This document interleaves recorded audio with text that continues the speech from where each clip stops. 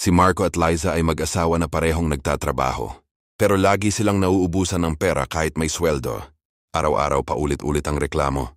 Hon, saan napunta ang pera natin? Ewan ko, Hon, parang dumaan lang sa kamay. Hindi rin sila nag-uusap tungkol sa pera kasi nag-aaway lang. Hanggang dumating ang panahon na muntik silang mawalan ng bahay dahil hindi nakabayad ng hulog. Isang gabi, habang umiiyak si Liza, sinabi niya, "Marco, ayoko ng ganito. Hindi na tayo masaya. Kung gusto nating magtagal, kailangan nating maging matatalinong partner sa pera." Doon nagsimula ang pagbabago. Unti-unti nilang ginawa ang mga hakbang. Nag-usap sila ng tapat. Inamin ni Marco ang mga utang, inamin ni Liza ang mga gastusin. Tinukoy nila ang tunay na halaga sa buhay nila. Hindi branded bag o bagong cellphone ang mahalaga, kundi ang seguridad ng pamilya.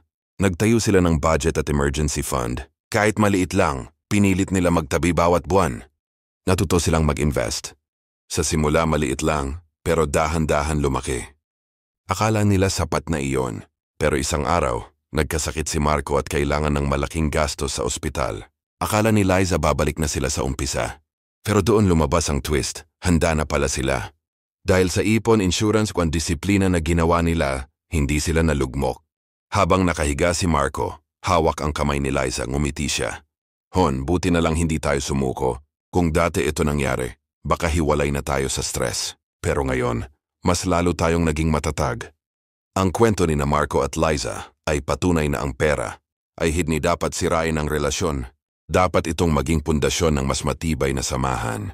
Kapag magkasama kayong nagpaplano, nagtitipid at nangangarap, hindi lang kayo basta nagiging matatag, kayo'y nagiging tunay na mayaman. At ito ang sikreto ng mga smart couples.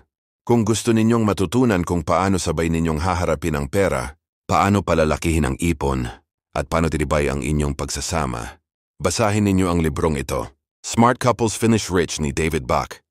Dahil sa huli ang pinakamayamang mag-asawa ay yaong sabay na lumalaban, sabay na nangangarap at sabay na nagtatagumpay.